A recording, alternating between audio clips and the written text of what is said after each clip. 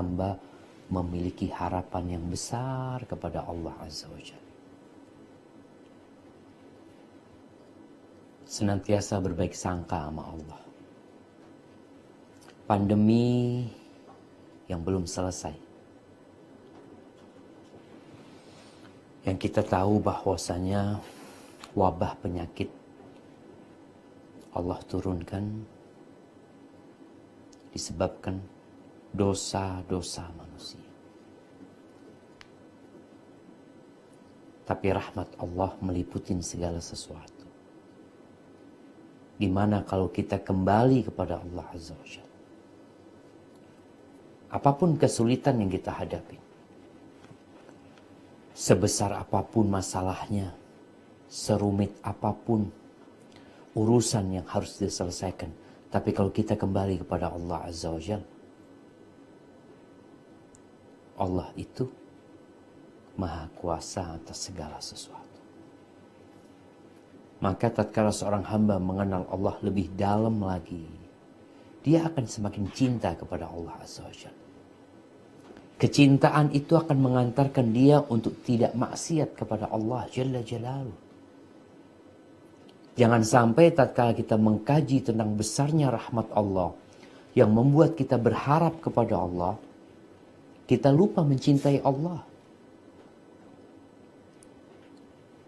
Allah itu Al-Ghafurul Wadud. Allah itu Maha Pengampun dan Dia Maha mencintai dan dicintai.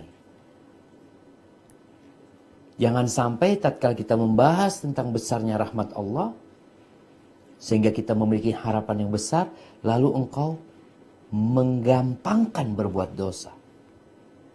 Dengan pandangan, Allah kan Maha Pengampun. Nah, apa engkau gak cinta sama Allah Azza wa Jalla? Yang kita tahu seorang yang mencintai, dia akan taat dan patuh kepada apa yang dia cintai. Baik, kita masuk ke hadis nomor 420. Silakan dibaca.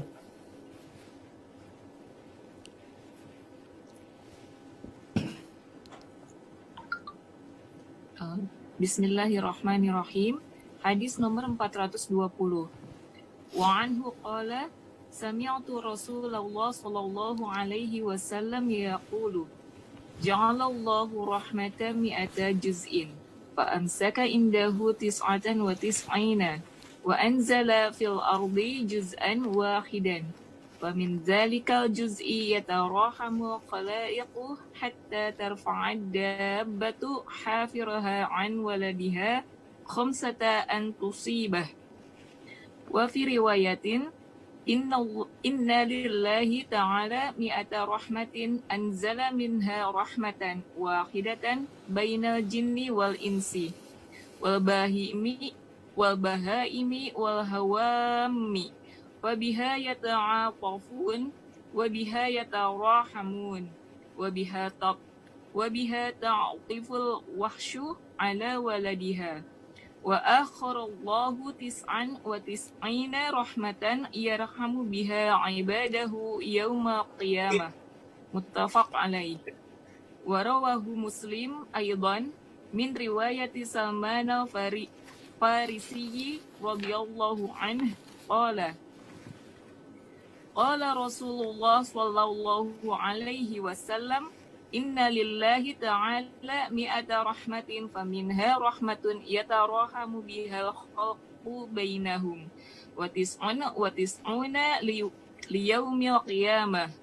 Wa fi riwayatin inna allaha ta'ala khalaqa yawma khalaqas samawati wal arda mi'ata rahmatin kullu rahmatin tibaqa ma bainas samai ilal ard wa ja'ala minha fil ardi rahmah fabiha ta'tiful walidatu ala waladiha wal wahsyu wa tayru ba'daha ala ba'din fa idza kana yaumul qiyamah akmalaha bihadhihi rahmah. Dari Abu Hurairah radhiyallahu anhu berkata, aku mendengar Nabi Shallallahu alaihi wasallam bersabda, Allah menjadikan rahmat 100 bagian. yang 99 dia tahan di sisinya, dan yang satu bagian lagi dia turunkan ke bumi. Dari satu bagian itulah semua makhluknya berkasih sayang, sehingga seekor binatang mengangkat kakinya karena takut akan menimpa atau menginjak anaknya. Dalam riwayat yang lain disebutkan, sungguh Allah Subhanahu wa Ta'ala mempunyai 100 rahmat. Satu rahmat di antaranya Dia Azza wa Jalla turunkan di antara bangsa jin, manusia, binatang, dan serangga. Dengan rahmat itulah mereka saling berlemah lembut, serta dengannya pula mereka berkasih sayang.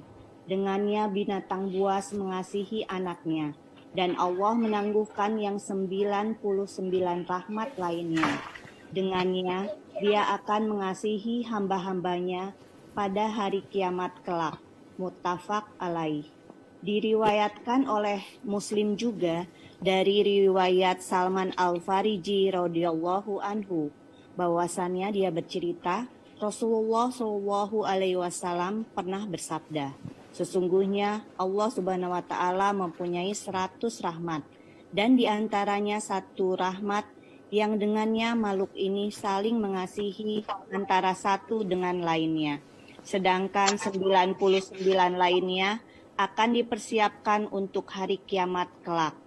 Dalam riwayat yang lain juga disebutkan, sesungguhnya pada hari penciptaan langit dan bumi, Allah Subhanahu wa Ta'ala menciptakan 100 rahmat, yang setiap rahmat tersebut memenuhi antara langit dengan bumi.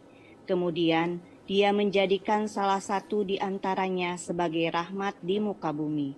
Dengannya, seorang ibu mengasihi anaknya, binatang buas dan burung yang sebagian mengasihi sebagian lainnya. Dan apabila hari kiamat tiba, maka dia akan menyempurnakannya dengan rahmat ini. Allahu Akbar. Bayangkan jamaah, tatkala kita membaca hadis-hadis ini, di mana seorang hamba mengenal Allah Azza wa Jalla, itu lewat penjelasan Allah sendiri dalam Al-Quranul Karim atau melalui sabda-sabda utusannya. Di dalam hadis ini dijelaskan bahwasanya Allah memiliki mi'ata juz, 100 bagian dari rahmat. Satu bagian itu Allah turunkan ke bumi ini. Satu bagian rahmat ini dibagikan kepada seluruh makhluk yang ada di muka bumi. Bicara manusia sekarang, ada hampir 8 miliar manusia. Bicara ayam, ada berapa miliar ayam di muka bumi. Semut, ikan, binatang-binatang buas. Bayangkan kita bisa melihat yang namanya singa itu tidak memangsa anaknya sendiri. Kita melihat bagaimana seekor ayam tatkala dia punya anak, dia pasang badannya, dia usir ayam-ayam mendekat kepada dirinya. Segala mara bahaya yang mungkin dalam benak dia akan mengusik anak dia, maka dia pasang badan pada waktu itu. Itu ayam. Kau lihat ayam. Ini binatang yang mungkin paling dekat sama kita. Atau kucing. Kau punya kucing. Kau melihat bagaimana kucing itu begitu sayangnya sama anaknya. Allah kasih ini. Allah bagi yang satu ini kepada seluruh makhluk yang ada di muka bumi. Kalau bicara kucing, bukan hanya kucing yang di rumahmu. Seluruh kucing yang di muka bumi ini. Bagaimana kucing itu tatkala merasa ada ancaman buat anaknya, dia pindah anaknya yang baru lahir ke tempat lain.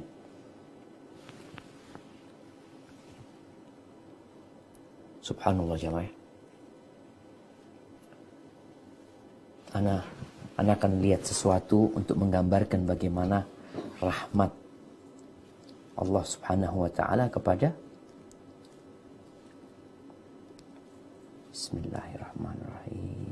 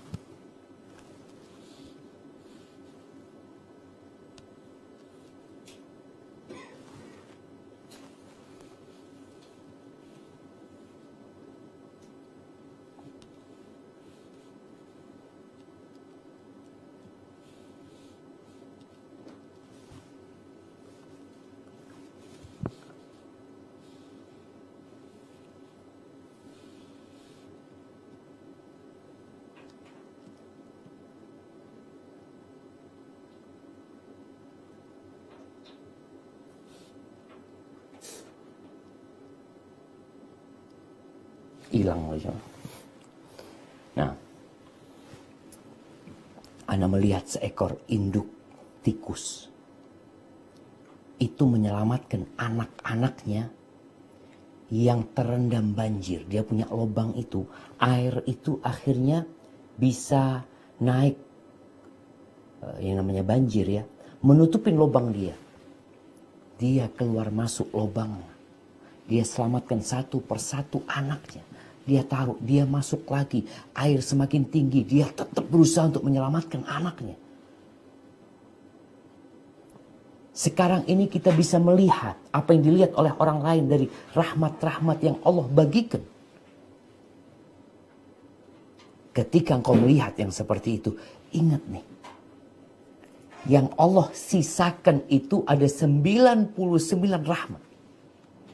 Kalau satu rahmat aja dibagikan ke seluruh penduduk bumi ini, itu mencukupi jamaah. Dan lebih. Bagaimana tatkala Allah memberikan rahmat yang 99. Kita ngelihat bagaimana Nabi SAW mencontohkan di sini. Binatang itu mengangkat kakinya supaya tidak menginjak anak. Padahal binatang ini kalau jalan semau dia. Tapi karena dia punya anak, dia sayang sama punya anak. Jadi hadis-hadis yang baru saja kita baca ini, apalagi disebutkan di sini, satu rahmat saja itu memenuhi antara langit dan bumi. Makanya di surga Allah Azza wa Jalla, kenapa di situ ada banyak hal yang tidak kebayang sama manusia. Nggak mampu kau untuk menalar. Yang satu rahmat aja kita ini mau melihat, mau menggambarkan, ya Allah begitu penyayangnya Allah Subhanahu wa taala. Ngelihat ikan mujair tuh kalau punya anak, anaknya itu taruh di mulutnya. Ketika ada mara bahaya, dia sedot anaknya itu. Nanti ketika nggak ada bahaya, dia lepasin lagi. Maka semoga kita mendapatkan 99 rahmat itu. Yang satu di dunia akan dilengkapkan. Jadi tetap ada 100 rahmat Allah nanti pada hari kiamat. Sehingga ketika engkau berbuat dosa, jangan putus asa. Tapi jangan terus-terusan berbuat dosa. Karena siksa Allah itu pedih. Barakallahu fiik. Nah, silakan dilanjutkan.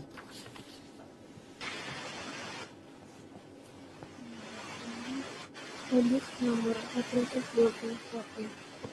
Wa anhu an-nabiy sallallahu alaihi wasallam fima yahdina aqabbihi tabaraka wa ta'ala qala ajnaba 'abdu dhanban faqala Allahumma ghfirli dhanbi faqala Allahu tabaraka wa ta'ala ajnaba 'abdi dhanban فعلم أن له ربا يغفر الذنب ويأخذ بذنبه ثم عاد فأذنبه فقال أي رب اغفر لي ذنبي فقال تبارك وتعالى أذنب أبدي ذنبا أذنب أبدي ذنيا فعلم أن له ربا يغفر ذنبا ويعهد بذنبي ثم عاد فأذنب فقال أي رب اغفر لي ذنبي فقال تبارك وتعالى أذنب أبدي ديا Dzamban. فعلم Dzamban ini salah. Tetap dzamban.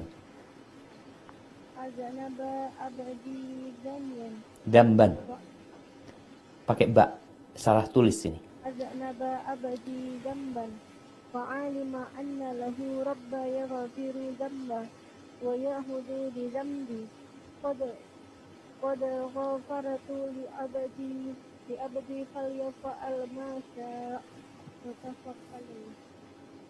Dari Abu Hurairah radhiyallahu anhu dari Nabi Shallallahu alaihi wasallam, ihwal apa yang dia tuturkan dari Rabb-nya Tabaraka wa ta'ala, beliau pun bersabda, ada seorang hamba yang berbuat dosa, kemudian dia berucap, Ya Allah, ampunilah dosaku.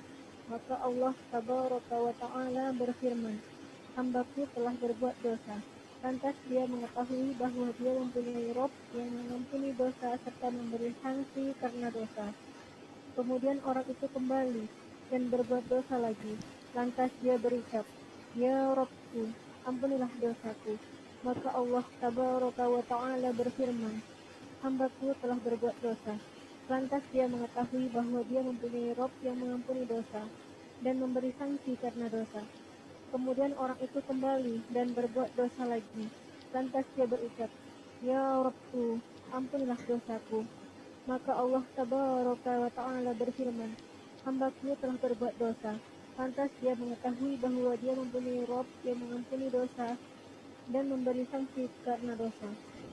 Sesungguhnya aku telah memberikan ampunan kepada hambaku. Oleh sebab itu, biarlah dia melakukan apa yang dia kehendaki. Mutafaq alaih. Barakallahu fiik. Jamaah rahimakumullah. Hadis yang diriwayatkan Imam Bukhari dan Muslim ini berkaitan dengan besarnya rahmat Allah Azza wa Jalla dan ampunannya. Bagaimana Allah ingin hambanya terus berharap kepadanya, tapi bukan menganjurkan orang untuk berbuat dosa. Jadi bukan, oh kalau gitu aku berbuat dosa aja. Kan Allah Maha Pengampun. Rasulullah SAW menceritakan di sini bahwa Allah Azza wa Jalla berfirman tentang seorang hamba yang berbuat dosa, kemudian dia bertobat. Lalu dia berbuat dosa lagi, kemudian dia bertobat. Lalu dia berbuat dosa lagi, kemudian bertobat. Namun yang perlu engkau pikirkan, nih hamba ketika berbuat dosa, kemudian dia bertobat, dia tidak sedang ingin mengulangi berbuat dosa itu. Karena kita tahu syarat tobat itu menyesali, meninggalkan, dan bertekad untuk tidak mengulangi. Karena kalau dia bertekad untuk mengulangi, nggak ada tobat dia belum bertobat. Dan yang diceritakan ini, Allah menceritakan tentang hamba yang bertobat. Yang dia mengatakan kepada Allah Azza wa Jalla, aku tahu ya Allah, bahwasanya aku telah berbuat dosa, dan aku juga tahu aku akan mendapatkan sanksi. Maka dia bertobat. Setelah dia bertobat, beberapa waktu kemudian dia terjebak dalam perbuatan dosa. Apa yang harus dilakukan? Tobat lagi. Ya Ustaz, apa nggak main-main sama Allah Subhanahu wa Ta'ala? Ya, terserah engkau. Apakah engkau bermain-main atau engkau niat bertobat kepada Allah Azza wa Jalla? Karena bicara istighfar ini bukan hanya ucapan lisan, tapi benar-benar permohonan ampun kepada Allah Azza wa Jalla. Maka hadis ini berguna sekali untuk orang-orang yang bertobat kemudian terjebak dalam perbuatan dosa lagi. Jangan sampai syaitan datang kepadamu lalu mengatakan kepadamu, aduh engkau udah gak bakal diampuni engkau sama Allah SWT. Enggak. Engkau harus yakin kau memiliki Allah Al-Ghafur Ar-Rahim, yang maha pengampun lagi maha penyayang. Iya. Di samping itu engkau harus yakin, sebagaimana diceritakan dalam hadis qudsi ini, bahwasanya ni hamba tatkala mengatakan ay rabbil firli dzambi, ya Allah ampuni dosaku ya Allah. Allah mengatakan bahwasanya permintaan orang ini benar, bukan ucapan di lisan. Makanya Allah sebutkan bahwasanya hambaku berbuat dosa dan dia tahu bahwa dia punya Rabb yang mengampuni dosa dan memberikan hukuman kepada dosa yang dilakukan. Maka dia taubat kepada Allah Azza wa Jalla. Ahibati fillah, Rasul sallallahu alaihi wasallam mengatakan kullu ummati mu'afan. Semua umatku itu dimaafkan. Illal mujahirin. Kecuali orang yang berbuat dosa terang-terangan. Illal mujahirin. Siapa orang yang berbuat dosa terang-terangan? Ini hati-hati. Kita berbuat dosa, jangan sampai akhirnya kita bangga dengan dosa yang kita lakukan. Yang diceritakan dalam hadis qudsi ini, orang itu tidak bangga dengan dosa dia. Dia malah kembali kepada Allah Azza wa Jalla. Dan dia memohon ampun dengan benar. Siapa orang yang berbuat dosa terang-terangan? Kata Rasul sallallahu alaihi wasallam, wa inna minal mujaharah, termasuk berbuat dosa terang-terangan. Ayya'mal rajul bil laili amalan. Ini orang berbuat dosa di malam hari. Lalu di pagi hari enggak ada yang tahu dosa dia. Allah tutupin dosa dia. Tapi di pagi hari dia malah menyingkap tirai yang Allah berikan kepada dia. Dia cerita tentang dosa dia kepada orang-orang. Aku telah berbuat ini, berbuat itu. Ini termasuk bentuk berbuat dosa terang-terangan. Maka ingat, tatkala di sini Allah mengatakan, qad ghafartu li abdi, aku sudah mengampuni dosa hambaku. Allah ngampuni jemaah. Lalu Allah mengatakan falyaf'al ma syaa. Udah, silakan dia melakukan apa yang dia mau. Bukan di sini anjuran berbuat dosa. Di sini perintah untuk terus dia kembali kepada Allah Azza wa Jalla. Bertobat kepada Allah Azza wa Jalla. Karena pada hakikatnya manusia itu berbuat dosa. Engkau mau orang alim, engkau mau orang soleh, engkau mau hafal Al-Quranul Karim, engkau mau imam, engkau mau ustadz. Sudah menjadi kodrat manusia itu melakukan dosa. Kata Nabi SAW, kullu bani Adam khata'. Semua anak Adam itu melakukan kesalahan. Wa khairul khata'in at-tawwabun. Di sini sebaik-baiknya orang yang melakukan dosa adalah yang kembali kepada Allah Azza wa Jalla. Maka hadis ini, hadis qudsi ini, di situ ada anjuran agar orang kembali kepada Allah. Udah, engkau jangan akhirnya malas bertobat. Karena ada orang yang sampai titik, ya Allah Ustaz, ana ini udah tobat. Terus balik lagi Ustaz. Ana udah tobat, balik lagi Ustaz. Berapa kali? Puluhan kali Ustaz. Terus gimana? Nggak bertobat. Engkau akan terus melakukan dosa itu.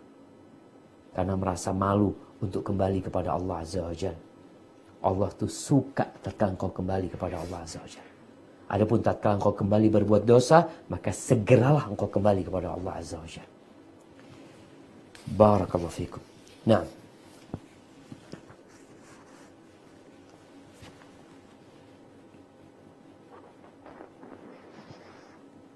hadis nomor 422. Bismillahirrahmanirrahim. Wa anhu qala Rasulullah sallallahu alaihi wasallam, walladhi nafsi biyadihi law lam tudhnibu la dhahaballahu bikum wa la jaa'a biqaumin yudhnibuna fayastaghfiruna Allah ta'ala fayaghfiru lahum. Rawahu Muslim. Dari Abu Hurairah radhiyallahu anhu, ia berkata, Rasulullah Shallallahu alaihi wasallam bersabda, demi zat yang jiwaku berada di tangannya, seandainya kalian tidak berbuat dosa, pasti Allah akan membinasakan kalian serta mendatangkan kaum yang lainnya yang berbuat dosa. Kemudian mereka memohon ampunan kepada Allah Subhanahu wa taala, lalu dia mengampuni dosa mereka. Hadis riwayat Muslim. Barakallahu fikum. Subhanallah jemaah. Apa hikmahnya hamba berbuat dosa? Kalau engkau tidak berbuat dosa, engkau akan diganti dengan generasi yang lain. Sekali lagi, hadis ini bukan anjuran agar engkau berbuat dosa. Di sini ada anjuran agar engkau bertobat. Karena engkau sudah kodratnya akan tergelincir, akan jatuh, akan melakukan dosa. Itu kodratmu. Orang sudah menjaga diri, tapi jatuh lagi dia. Apa hikmah manusia berbuat dosa? Ada banyak hikmah. Di antara hikmahnya adalah agar engkau tidak ujub dengan perbuatanmu. Tidak sombong. Karena orang kalau tahu berbuat dosa, dia jadi malu. Tapi kalau dia nggak pernah berbuat dosa, mungkin dia bisa congkak. Maka dengan dosa-dosa yang dia lakukan ini, dia jadi tunduk, dia jadi malu sama Allah SWT. Kemudian nampak di situ penghambaan dia kepada Allah. Di antara nama Allah adalah Al-Ghafurur Rahim. Maka tatkala dia berbuat dosa, dia kembali kepada Allah Azza wa Jal. Menghambakan diri kepada Allah. Jadi nggak ada yang tidak berbuat dosa. Ahibati fillah, kita ini kadangkala berbuat dosa. Masih ujub sama diri. Kita ini berbuat dosa. Masih saja ada yang ujub dengan amal solehnya. Oh, saya alhamdulillah sudah umroh 27 kali. Haji 10 kali. Saya sebenarnya sudah siap kalau untuk mati. Apakah engkau yakin? Engkau menghitung amal solehmu, tapi engkau tidak pernah menghitung dosa. Jadi hamba tatkala berbuat dosa segera kembali kepada Allah, dia jadi sadar ya. Sampai ada ucapan dari salafus saleh, rubba dzambin. Ada banyak dosa yang mengantarkan pelakunya ke surga. Dosa, orang berbuat dosa, dengan dosa ini dia masuk surga. Wa rubba ta'atin adkhala sahibahan nar. Dan ada banyak ketaatan, berapa banyak ketaatan yang mengantarkan pelakunya ke neraka. Ini dosa ngantarin ke surga, ini ketaatan ngantarin ke neraka. Gimana kok bisa seperti itu? Orang yang berbuat dosa, kemudian dia menyesali perbuatan itu, dia kembali kepada Allah Azza wa Jalla. Kembali kepada Allah. Kita udah baca tuh kisah perempuan yang berzina. Dia berzina, dia berbuat dosa, dosa besar sampai hamil. Lalu dia datang kepada Nabi alaihi salatu wassalam. Dia menceritakan apa yang telah terjadi. Dia minta dibersihkan dari dosa-dosa dia. Kata Nabi alaihi salatu wassalam, tunggu sampai anakmu lahir. 9 bulan ditunggu itu anak sampai lahir. Tatkala lahir, itu anak digendong sama ibunya, dibawa kepada Nabi alaihi salatu wassalam. Bayangin ya. Kalau orang sekarang kan habis lahiran masih istirahat, ini nggak boleh kemana-mana. Ini perempuan ada beban yang dia bawa selama anak itu di perutnya. Tatkala anak itu lahir, yang ada dalam benak dia, hari ini aku akan dibersihkan dari kesalahanku. Dia bawa tuh anak. Dia hendak berikan kepada Nabi SAW. Ya Rasulullah, aku udah melahirkan ya Rasulullah. Sucikan aku. Kata Nabi SAW, engkau pulang. Kau susuin anak itu. Suruh nyusuin. Menyusuin 2 tahun. Anaknya dibawa lagi, dikasih pegangan roti. Supaya Nabi SAW tahu. Anaknya udah bisa makan roti. Udah gak perlu air susu dia. Tegakkan ke hat buat aku. Sucikan aku dari dosa. Akhirnya dirajam nih perempuan. Bayangkan coba. Zina dia mengantarkan kepada rajam. Sebagian orang hanya melihat nih zina rajam. Hukuman buat dia dirajam itu. Pantas dia mendapatkan. Ketika selesai dirajam, Nabi alaihissalatu mensolati perempuan ini. Perempuan yang hamil dari zina disolati sama Nabi SAW. Apa kata seorang sahabat? Atusalli alaiha wa qad zanat. Gimana kau mensolatin dia? Dia udah berzina. Dia udah berbuat dosa besar. Gimana kau mensolatin dia?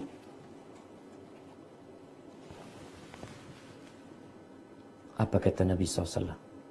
Laqad tabat taubatan. Lau qusimat ala sab'ina min ahli al-madinati lawasi'at. Engkau tahu, perempuan ini sudah bertobat. Yang kalau pahala tobat dia dibagikan kepada 70 penduduk Medina. Tobatnya satu orang dibagi untuk 70 penduduk Medina, cukup untuk mengampuni dosa mereka. Di sini ada dosa yang mengantarkan ke surga. Artinya ketika perempuan ini kalau tidak terjebak dalam zina, ya mungkin dia biasa-biasa aja gitu. Tapi tatkala dia terjebak dalam zina, kemudian dia kembali kepada Allah. Taubat dengan taubat dan nasuha. Gara-gara dosa dia. Dan berapa banyak ketaatan yang mengantarkan pelakunya ke neraka. Karena dia ujub sama diri dia. Merasa orang yang paling baik. Meremehkan orang lain ya. Seakan-akan dia adalah hamba yang paling taat kepada Allah. Paling banyak amalannya ini dan itu. Padahal dia dalam kondisi banyak amal solehnya juga berbuat dosa. Maka Allah itu maha pengampun dan maha pengasih. Tatkala engkau berbuat dosa, jangan terus-terusan. Kembalilah kepada Allah. Kalau nanti berbuat dosa lagi, tetap kembali kepada Allah. Kalau 100 kali ngulangin dosa tersebut, kembali kepada Allah. Jangan mau ditipu sama iblis. Barakallahu fikum. Nah. Lanjutkan. Bismillah. Hadis nomor 423. وعن أبي أيوب خالد بن زيد رضي الله عنه قال سمعت رسول الله صلى الله عليه وسلم يقول لولا أنكم تذنبون لخلق الله خلقا يذنبون يغفر لهم رواه مسلم. Dari Abu Ayyub Khalid bin Zaid radhiyallahu anhu, ia menuturkan, aku pernah mendengar Rasulullah Shallallahu Alaihi Wasallam bersabda, seandainya kalian tidak berbuat dosa, niscaya Allah akan menciptakan makhluk lain yang berbuat dosa. Kemudian dia memberikan ampunan kepada mereka. Hadis riwayat Muslim. Barakallahu fikum. Nah, ini sama dengan hadis yang sebelumnya sebenarnya. Kita dapat melihat apakah hadis ini kemudian menyemangati para sahabat untuk berbuat dosa atau menyemangati mereka untuk bertobat kepada Allah Azza wa Jalla. Yang kedua, sahabat-sahabat Rasul sallallahu alaihi wasallam mereka kenal sama Allah. Jadi Allah itu namanya Ar-Rahman, Ar-Rahim, Al-Ghafur. Tapi Allah itu juga Al-Jabbar, Al-Qahhar. Sehingga memahami agama ini secara sempurna membuat kita tidak salah langkah. Karena ada kelompok yang kajiannya tentang azab-azab Allah aja. Ancaman-ancaman Allah. Yang satu kelompok kajiannya tentang rahmat Allah aja. Akhirnya yang dikasih kajian tentang azab Allah merasa, aduh gak mungkin anak kayaknya masuk surga udah. Tambah banyak dosa dia. Yang kajiannya tentang rahmat Allah aja nggak pernah disebutkan tentang azab Allah SWT. Akhirnya dia meremehkan perbuatan dosa. Terus gimana caranya menggabungkan antara dua ini? Ceritakan tentang besarnya rahmat Allah sehingga tumbuh harapan dia. Dan ceritakan tentang azab Allah sehingga keinginan berbuat dosa itu jadi hilang dari diri dia. Barakallahu fikum. Nah, saya akan lanjutkan.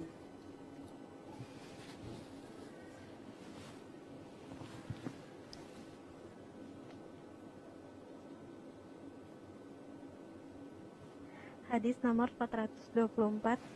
A'udzubillahi minasyaitonirrajim. Wa an Abi Hurairah radhiyallahu anhu qala. Nah. Betul, 424. Silahkan.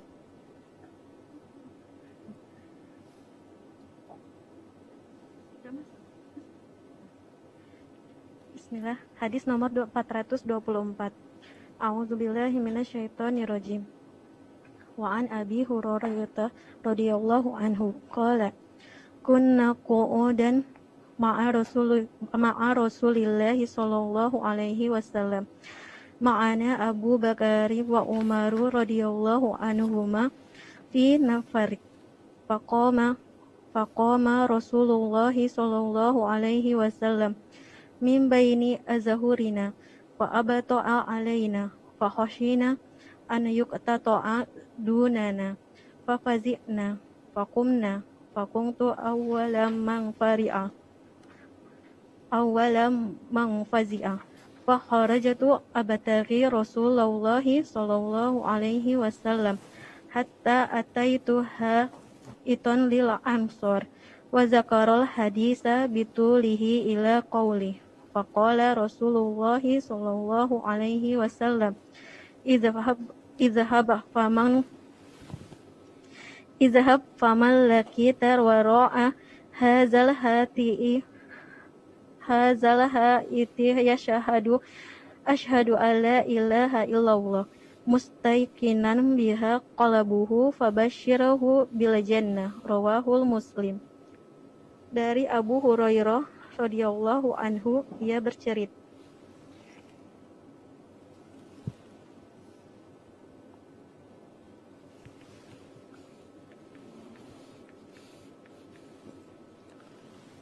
Nah.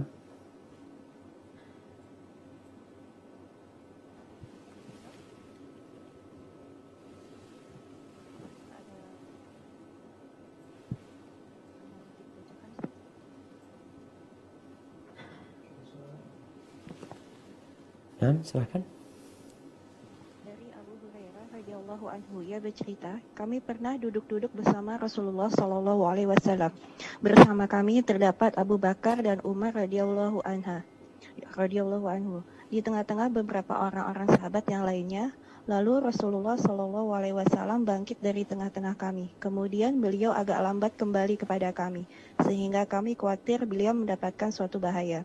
Maka kami pun cemas dan bangkit. Aku adalah orang yang pertama kali merasa cemas, sehingga aku keluar untuk mencari Rasulullah Shallallahu Alaihi Wasallam. Lantas aku mendatangi sebuah kebun milik seorang Ansor. Lalu dia menyebutkan hadis secara keseluruhan sampai pada ceritanya. Maka Rasulullah Shallallahu Alaihi Wasallam bersabda, pergilah engkau, barang siapa yang kamu dapatkan di balik kebun ini yang bersaksi bahwa tidak ada sesembahan yang hak selain Allah Subhanahu Wa Taala, seraya hatinya benar-benar meyakininya, maka sampaikanlah berita gembira kepadanya berupa surga. Hadis riwayat Muslim. Barakallahu fikum. Kita lihat bagaimana para sahabat cintanya kepada Rasul sallallahu alaihi wasallam.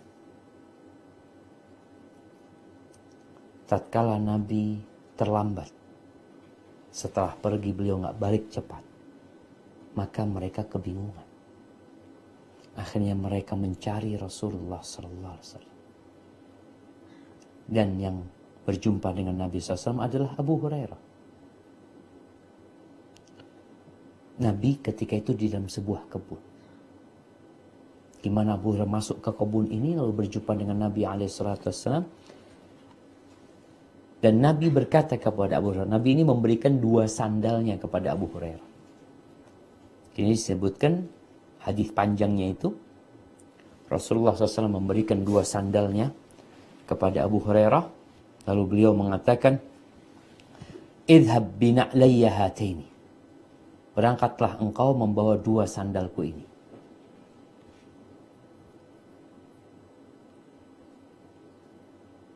Kemudian Faman lakita min wara'i hadzal ha'id, siapa saja yang kau jumpai di belakang kebun ini, dia bersyahadat la ilaha illallah, mustayqinan biha qalbuh, hatinya yakin, bukan hanya lisannya. Karena ada orang yang berangkat mau menikah dengan wanita muslimah, maka terpaksa dia harus bersyahadat. Dia bersyahadat, asyhadu an la ilaha illallah wa asyhadu anna Muhammad Rasulullah. Dibimbing untuk mengucapkan hal itu sampai bisa benar. Maka ditulislah dalam pernikahan dia muslim ketemu muslimah nikah.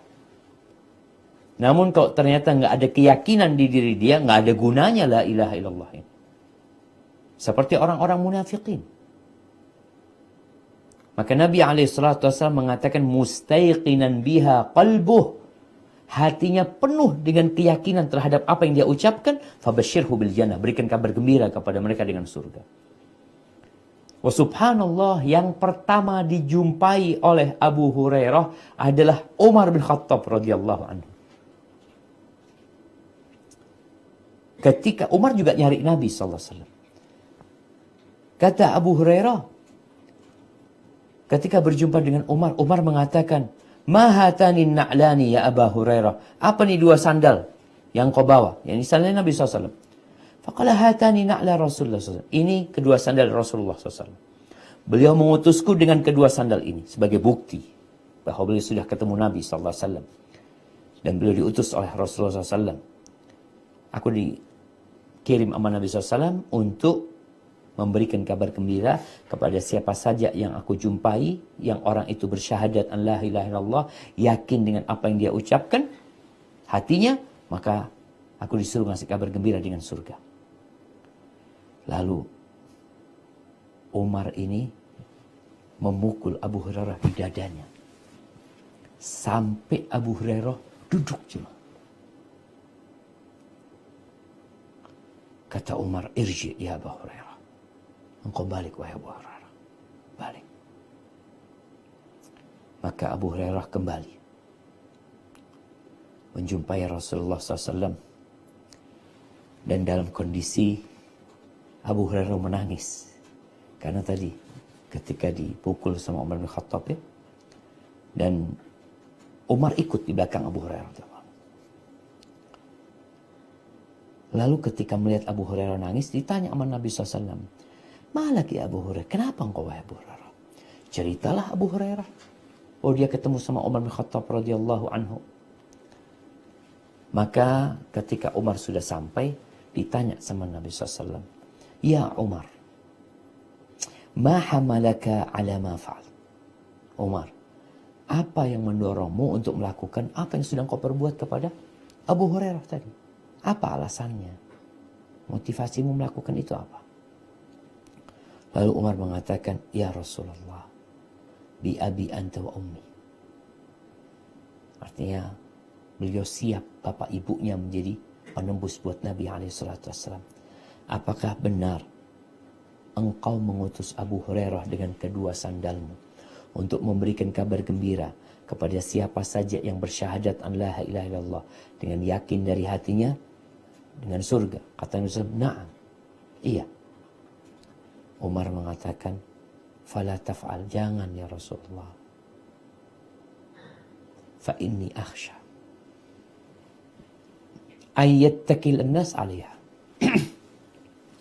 Aku takut akhirnya orang itu bersandar kepadanya. Pokoknya ngomong la ilaha illallah aja. Mereka enggak beramal. Fakhallihim ya'mal, biar mereka beramal. Maka Nabi SAW akhirnya membiarkan mereka. Tidak lagi menyampaikan hadis ini. Tidak lagi menyuruh Abu Hurairah untuk menyampaikan. Karena ada orang-orang yang salah faham. Ini pentingnya kita belajar.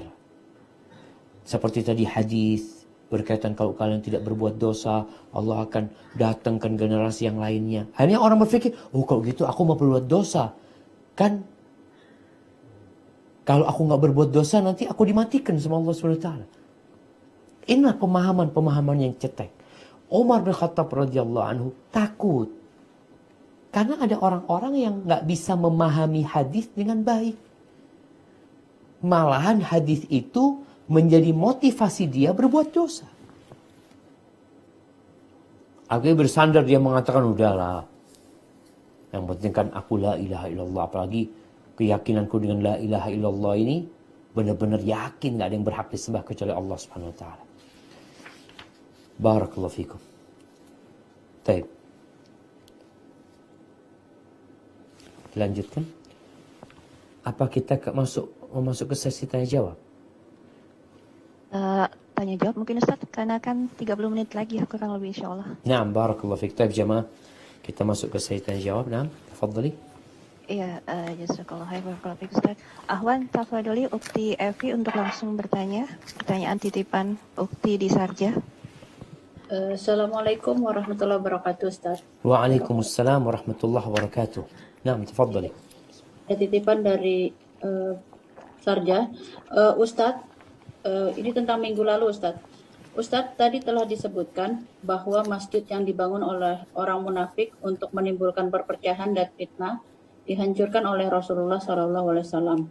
Bagaimana sikap kita sekarang pada beberapa masjid yang dibangun oleh beberapa firqah yang digolongkan sesat oleh MUI, misalnya atau jumhur ulama? Apakah dibenarkan jika ada yang merusaknya? Barakallahu fiik. Naam jamaah. Iya. Ya, ada beberapa kelompok yang sudah ditegaskan mereka adalah kelompok yang sesat. Kelompok-kelompok yang menyimpang, yang berpendapat adanya Nabi selain Nabi Muhammad SAW sebagai Nabi penutup ya, yang meyakini adanya Nabi setelah Nabi Muhammad SAW. Apakah dibenarkan kita merusak masjid mereka? Ketahuilah bahwasanya merubah kemungkaran, menghilangkan kemungkaran, kata Nabi SAW ada 3 tingkatannya. Yang pertama adalah dengan tangan, dengan kekuatan. Yang kedua dengan lisan, yang ketiga dengan hati. Apabila mampu dengan tangannya, tentunya yang mampu melakukan dengan tangan adalah yang berkuasa. Yang perbuatan dia tidak akan menimbulkan kerusakan yang lebih besar. Jangan sampai kita mengingkari kemungkaran, lalu terjadilah kemungkaran yang lebih besar. Maka nggak boleh kita, tatkala melihat kemungkaran seperti tadi, ada masjid yang dibangun oleh firqah-firqah sesat, lalu kita membakarnya umpamanya, karena mendapatkan inisiatif dari kejadian Masjid Diror yang dibakar di masa Nabi SAW. Ketahuilah bahwa para sahabat membakarnya itu karena disuruh Nabi SAW. Bukan kemauan sendiri. Jadi penguasa yang melakukan itu sebenarnya. Karena kalau rakyat ini, umpamanya ada orang di kampung ini, melihat ada masjid milik Ahmadiyah, lalu mereka menghancurkan. Yang akan terjadi bisa jadi bunuh-bunuhan antara dua kelompok ini. Masjidnya nggak hancur, nyawa dikorbankan. Tujuan kita menghilangkan kemungkaran, bukan nambahin kemungkaran. Kalau tidak mampu, Ustaz, ini sesat Ustaz. Iya, ketika tidak mampu, memang tidak punya kekuasaan dan tidak punya kemampuan, maka tetap mengingkari kemungkaran dengan lisan kita. Kita bisa sampaikan kepada mereka, kita kasih nasihat orang-orang. Lalu kita bisa angkat masalahnya kepada pihak yang mampu untuk merubah hal itu dengan kekuasaan. Kalau nggak mampu, udah Ustaz, nggak mampu anak, maka tetap mengingkari dengan hati.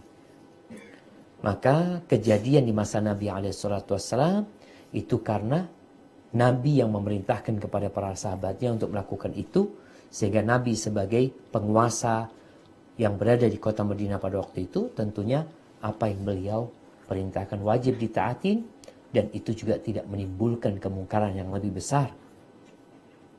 Ka'bah yang ada sekarang ini, bangunan Ka'bah itu sudah tidak orsinil. Bangunan Ka'bah itu udah nggak asli lagi. Siapa yang merubah? Orang-orang Quraisy. Ketika di masa Nabi Muhammad SAW, Nabi belum diangkat menjadi utusan Allah. Umur beliau pada waktu itu 35 tahun. terjadi perombakan renovasi Ka'bah. Karena pada waktu itu mereka kekurangan dana yang halal, akhirnya bangunan Ka'bah itu tidak sempurna. Yang kita lihat ada Hijr Ismail itu masuk dari bangunan Ka'bah. Dulu di masa Nabi Ibrahim alaihissalam, itu Ka'bah memiliki 2 pintu. 2 pintu itu rata sama tanah. Orang itu bisa keluar masuk dari Ka'bah, ke dalam Ka'bah dan keluar. Tatkala Nabi alaihi salatu wassalam menaklukkan kota Mekah, beliau hancurkan semua berhala yang ada di sekitar Al-Ka'bah. 360 berhala itu dihancur. Lalu Nabi alaihi salatu wassalam mengatakan kepada Aisyah, "Walaula anna qaumaki hadithu ahdin bi kufr." Kalau bukan karena kaummu itu baru saja masuk Islamnya. Dia itu masih dekat sama kekufuran, masuk Islamnya baru saja. La naqabtul Ka'bah. Pasti aku bongkar bangunan Ka'bah. Dibongkar bangunan Ka'bah, dikembalikan seperti bangunan Nabi Ibrahim alaihissalam. Tapi Nabi tidak melakukan. Kenapa? Karena takut orang-orang salah faham nantinya. Ketika mereka melihat Nabi SAW menghancurkan Ka'bah, loh ini apa ini agama ini? Kok tahu Ka'bah dihancurin? Maka Nabi tidak melakukan itu. Pernah terjadi di masanya Abdullah bin Zubair, dia berusaha untuk mewujudkan apa yang diinginkan oleh Rasulullah SAW. Ketika beliau berkuasa, maka beliau akhirnya mengembalikan bangunan Ka'bah seperti di masa Nabi Ibrahim alaihissalam. Ketika Abdullah bin Zubair tewas diperangi oleh Hajjaj bin Yusuf mengembalikan bangunan Ka'bah seperti di masa Nabi SAW. Maka akhirnya pernah di masa Khilafah Abbasiyah, di masa Imam Malik, atau sebelum itu, ada khalifah yang ingin mengembalikan bangunan Ka'bah itu kepada bangunan Nabi Ibrahim alaihissalam. Lalu Imam Malik mengatakan jangan. Takut nantinya Ka'bah ini jadi mainannya para raja. Diganti, dirubah, diganti, dirubah. Artinya mengingkari kemungkaran itu jangan sampai menimbulkan kemungkaran yang sama atau yang lebih besar. Ini menjadi sebuah kaidah seorang muslim ketika hendak mengingkari kemungkaran. Jangan sampai berdampak kepada yang lebih buruk. Akhirnya kemungkarannya nggak hilang, tapi engkau malah menambah kemungkaran. Hadza wallahu a'lam bissawab. Jazakallah khair Ustaz. Ukti Sari mau yang dari Zoom mau bertanya langsung atau Anda bacakan? Ukti Siti, Ahwan. Anda bacakan atau mau bertanya langsung? Mungkin Anda bacakan saja Ustaz ya. Ini agak panjang pertanyaannya. Saya seorang wanita sebelum menikah. Saya dengan suami sempat menjalani masa pacaran singkat. Ceritanya Assalamualaikum ya boleh Ana menyampaikan sendiri. Iya, tafadhol Ukti Siti untuk langsung tanya dengan Ustaz ya. Ya. Bisa Ana langsung sampaikan? Tafadhali. Assalamualaikum Ustaz. Waalaikumsalam warahmatullahi wabarakatuh. Syukran atas kesempatannya.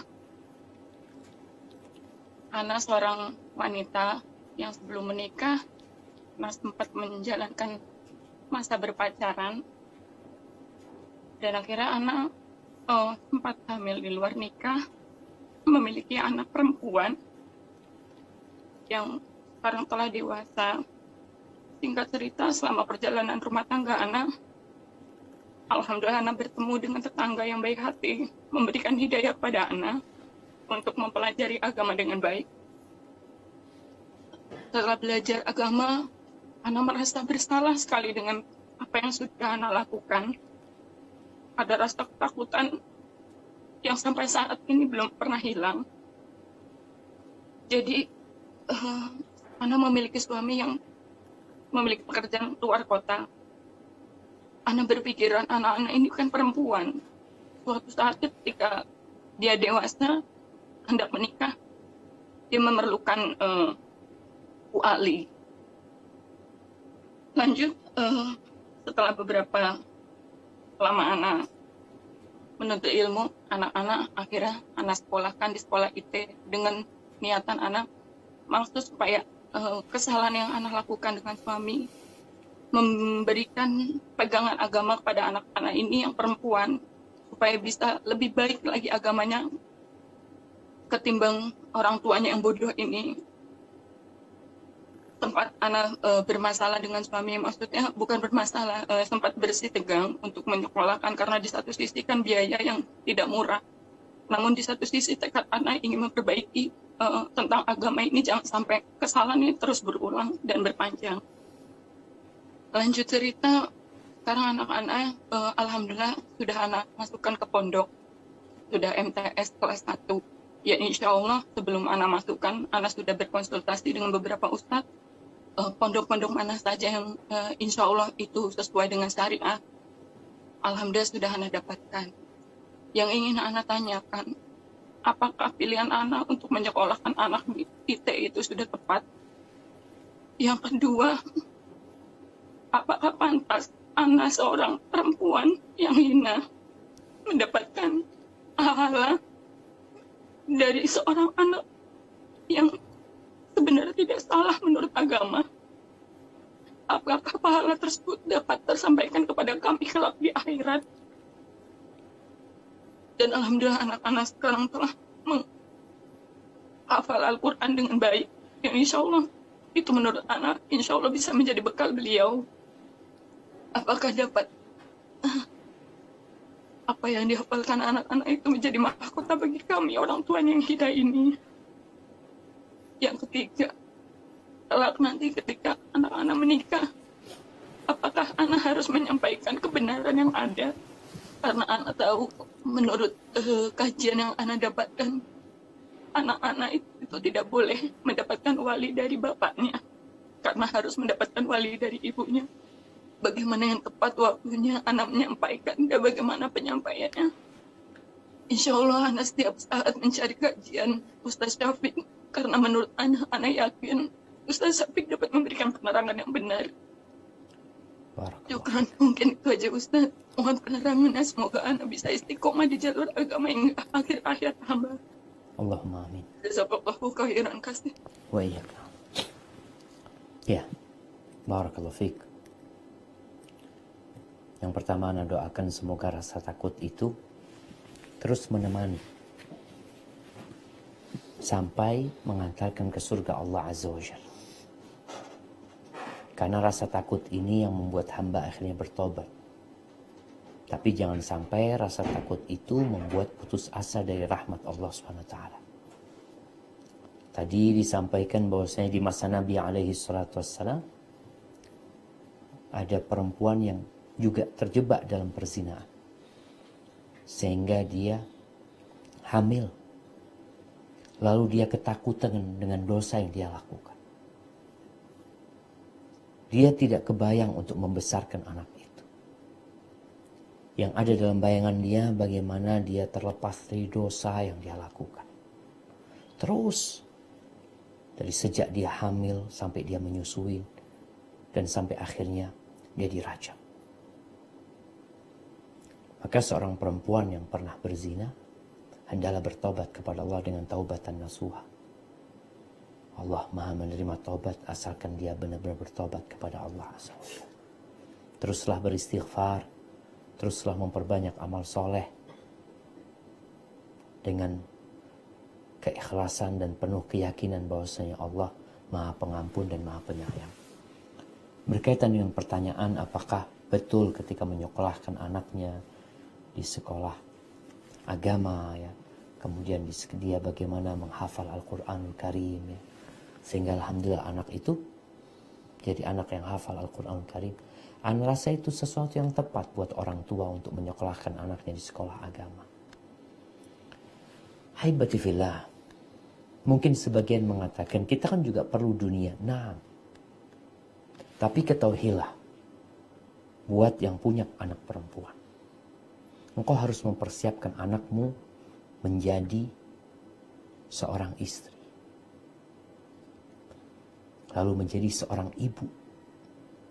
Karena fitrah dia tidak akan lepas dari sana. Walaupun anak itu nanti bekerja umpamanya,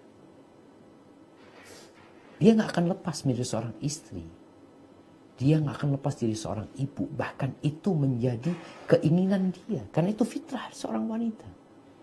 Maka tatkala disekolahkan di agama dengan harapan dia mendapatkan basic yang kuat, maka insya Allah ini menjadi sebuah ladang pahala buat orang tuanya. Terus apakah akan dapat pahala orang tuanya? Nah, jangan bicara anak. Orang lain aja.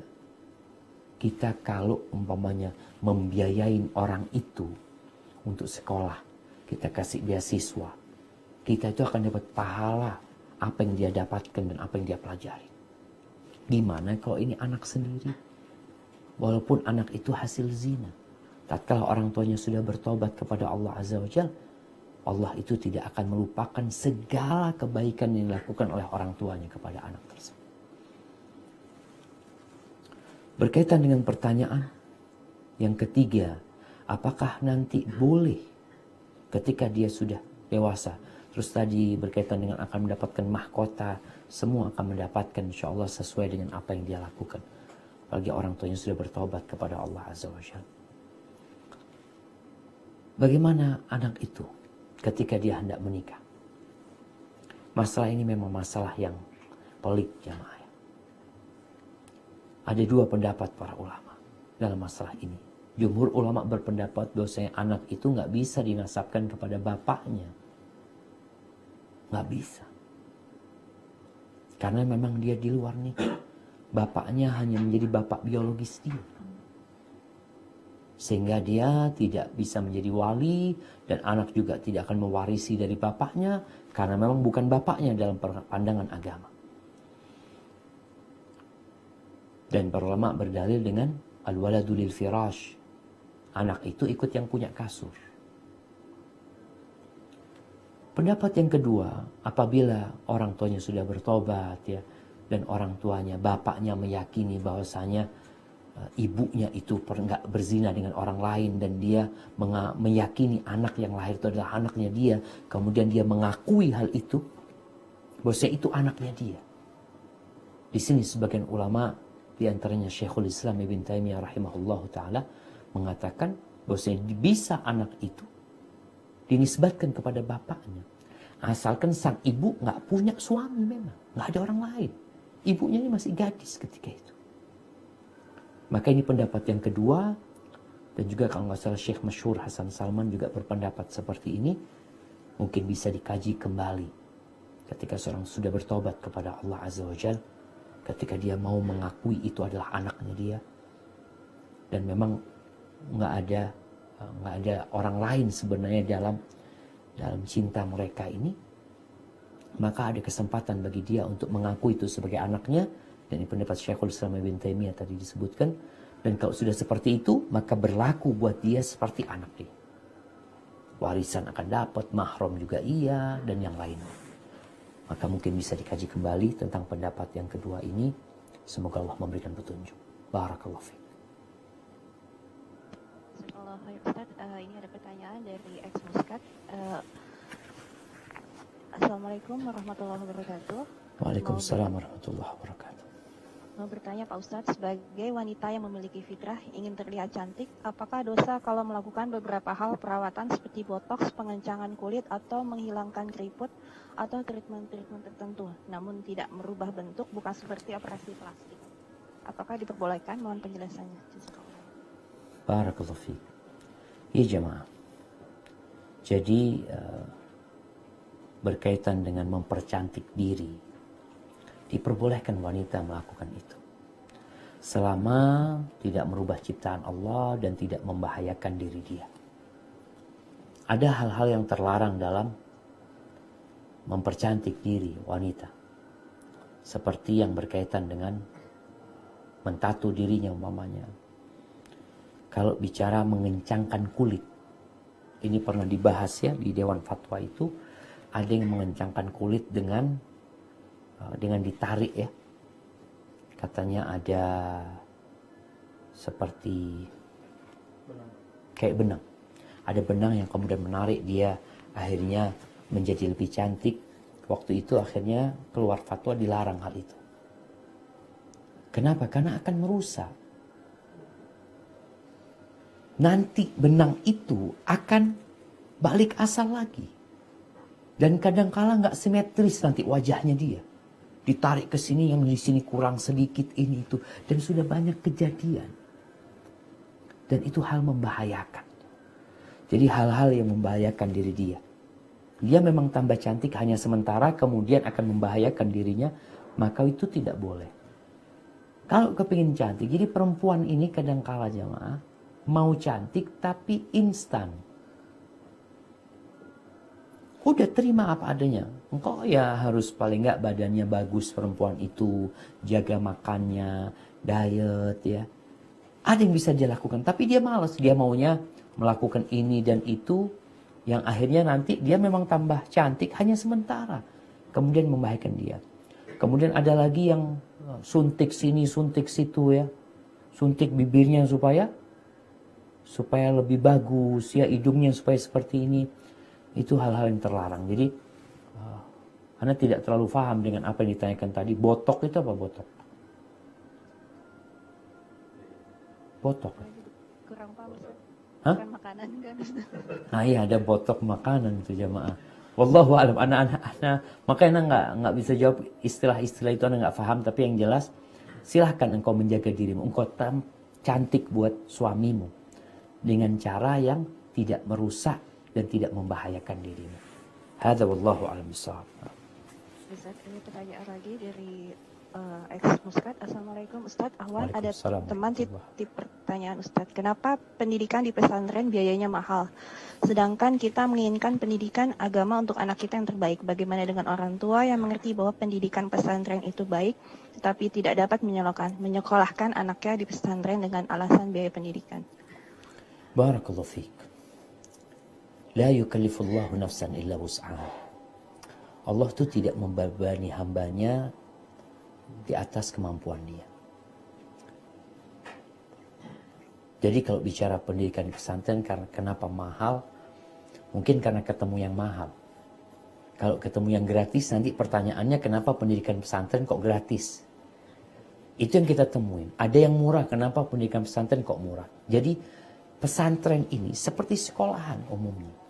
Kita lihat sekolah swasta itu ada yang gratis, ada yang murah, ada yang pertengahan, dan ada yang mahal. Biasanya yang mahal ini bagus gitu. Sehingga kita tertarik untuk memasukkan anak kita ke sekolah yang bagus itu. Namun kemampuan kita nggak sampai ke sana. Maka pilihlah pesantren yang lebih murah. Ada. Yang gratis ada. Dan tatkala nggak mampu, ajarin sendiri anak. Naam jemaah. Al-Imam Syafi'i rahimahullahu ta'ala. Nggak ada bapaknya Imam Syafi'i itu. Bicara secara ekonomi, miskin. Sama ibunya dari Gaza dibawa ke Mekah. Belajar di Mekah. Ketika beliau belajar di Mekah, subhanallah, nggak punya uang beliau. Akhirnya, di antara yang beliau lakukan adalah menggantikan gurunya tatkala gurunya pergi. Jadi asisten guru. Dia nggak punya kertas. Kertas mahal pada waktu itu. Ibunya itu mencarikan kertas buat Imam Syafi'i itu. Ada kertas di kantor itu yang dibuang-buang. Yang sudah nggak dipakai. Yang ada tulisan di depan, di belakangnya kosong. Diambilin itu sama ibunya. Diberikan kepada putranya. Nggak cukup. Karena kertas pada waktu itu sedikit. Ibunya itu mencarikan tulang-tulang yang mungkin dibuat untuk menulis. Artinya kita ini jangan akhirnya pasrah terhadap kondisi yang ada. Aduh mahal ini itu. Ya udah engkau nggak mampu, selesai. Bukan berarti kita mengkritisi sekolah yang mahal agar jadi murah buat kita. Ada sebenarnya sekolah yang murah. Dan biaya pendidikan itu sebenarnya jamaah. Ya, Anda juga mungkin mengkritisi ya. Ada sekolah-sekolah yang mahal, pondok-pondok Islam yang mahal itu, ternyata mahalnya itu untuk pengelola yayasan itu. Sedangkan guru-gurunya nggak makmur juga di sana. Karena ada sekolah yang memang hanya untuk cari duit buat mereka, nggak ada masalah. Oke, engkau akan dihisap sama Allah SWT nanti. Menjadikan itu sebagai ladang bisnis ya fadhal mamanya. Tapi tolong gurunya dimakmurkan supaya kita dapat pahala ini. Maka nasihat anak, ketika engkau nggak mampu, maka ajarin anak itu sendiri. Apakah nggak mungkin? Mungkin. Asalkan ibunya benar-benar bersungguh-sungguh. Kalau nggak, pilihkan tadi sekolah-sekolah yang sesuai dengan kemampuan kita. Dan kalau mamanya tetap sekolah yang mahal, semoga Allah Azza memberikan rizki kepada orang tuanya. Dan memohon kepada Allah agar dimudahkan hal itu buat mereka. Dan alhamdulillah sebagian sekolah juga subsidi silang ya. Ketika nggak, dia bikin mahal memang. Karena memang mahal biayanya umpamanya. Kemudian dia subsidi silang. Artinya hasil yang diterima itu adalah untuk membantu yang nggak mampu. Hadza wallahu a'lam bissawab. Kalau Ustaz, jazakallahu khair. Tafadhol Ukti Rindani, kalau ingin bertanya langsung kepada Ustaz dari Jamaah Zoom. Ya, Assalamualaikum Ustadz. Waalaikumsalam warahmatullahi wabarakatuh. Ahlan wa sahlan. Ya Ustadz, sebelumnya terima kasih untuk kesempatannya. Semoga Ustadz, tim dan juga umat muslim di seluruh dunia dilindungi oleh Allah Subhanahu wa taala. Allahumma amin. Ustadz, saya mau bertanya, apakah kalau kita takut terhadap kematian atau takut mati dikarenakan dosa-dosa kita masih terlalu banyak dan merasa amal soleh kita masih sedikit, itu bisa disebut sebagai takut karena Allah? Karena Afwan Ustadz, waktu itu saya pernah mengalami kejadian, tiba-tiba pada saat itu saya merasakan ketakutan terhadap mati yang amat sangat gitu Ustadz, sampai saya tuh berdebar-debar, keringat dingin, terus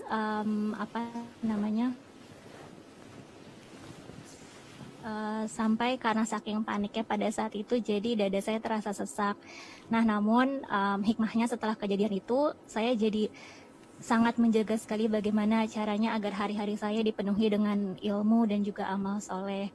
Dan juga untuk kegiatan-kegiatan yang mubah, namun sebenarnya saya tahu itu tidak bermanfaat untuk akhirat saya berusaha untuk meminimalisir. Cuman ya Ustadz, saya ingin bertanya, apakah ketakutan mati itu merupakan, atau kejadian itu merupakan hidayah atau itu was-was ya Ustadz? Itu mungkin Ustadz. Barakallahu fiik. Barakallahu fiik wa fiikum barak. Nah jamaah, Nabi SAW itu menyuruh kita untuk sering-sering mengingat kematian. Beliau mengatakan, aktsiru dzikra hadhimil ladzat. Kalian banyak-banyak mengingat pemutus kelezatan. Karena kematian itu menakutkan. Dan yang lebih menakutkan adalah setelah kematian itu.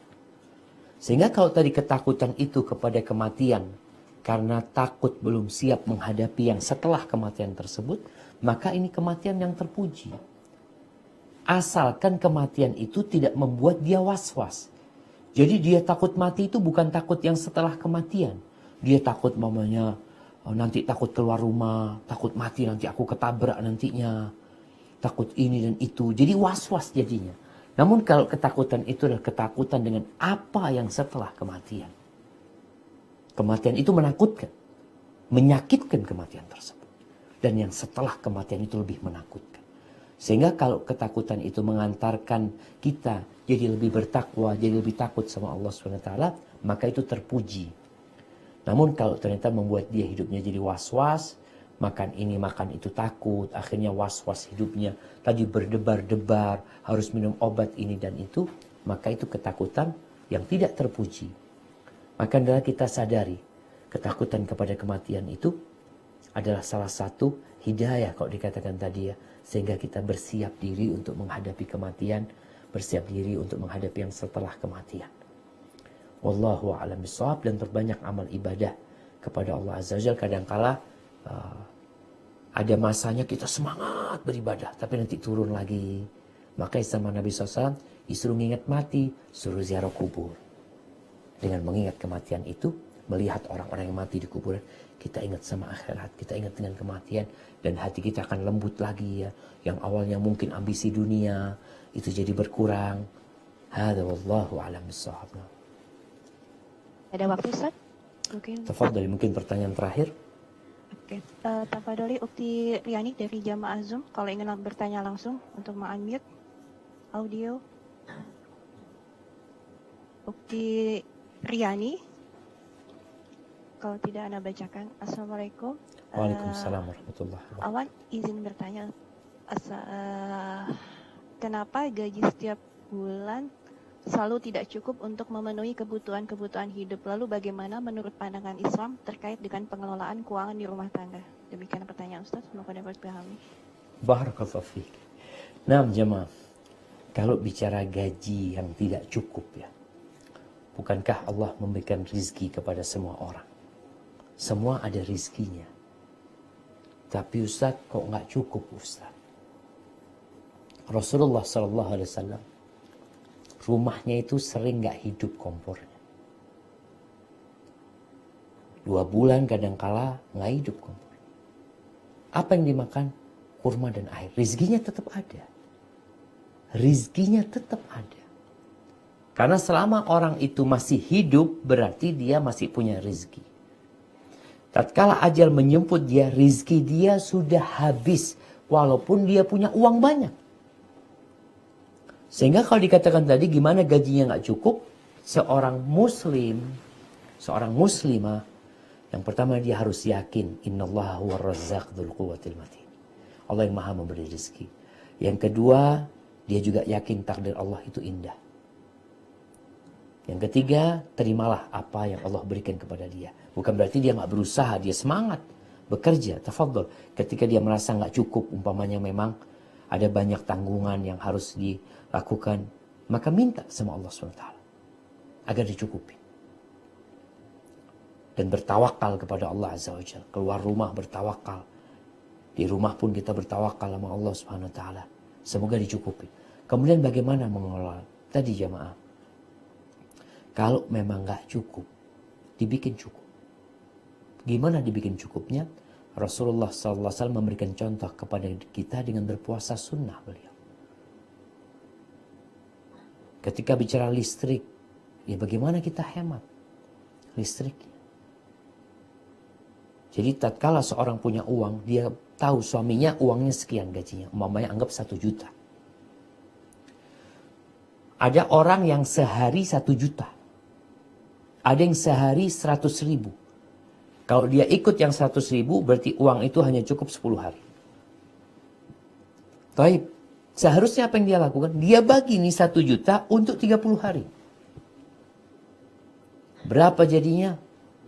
30.000. Ya udah 30.000 ini yang dicukupi. Beli beras. Wallahi jamaah, ana ingat ya. Masa lalu ana jadi mahasiswa di Madinah. Ana bawa istri. Ana bawa istri itu, ana dapat gaji, masih ingat. Ana dapat gaji waktu itu 852 real Saudi. Bayar kontrakan rumah itu 625. Sisa berapa? Sisa 225. 225 sisanya. Ana tiap hari ke kampus itu naik taksi dari rumah kontrakan itu 5 real, pulang pergi 10 real. Kalau sebulan udah 300. Kira-kira seperti itu. Ana ngomong habis nih duit. Akhirnya ana ngomong sama istri waktu itu. Sudah sisa uang gaji ini ana minta 100. Ana beli sepeda. Akhirnya tiap hari ana naik sepeda untuk mengirit biaya berangkat ke kampus. Ana masih ingat ketika berangkat ke kampus, ya ana ini lagi S2.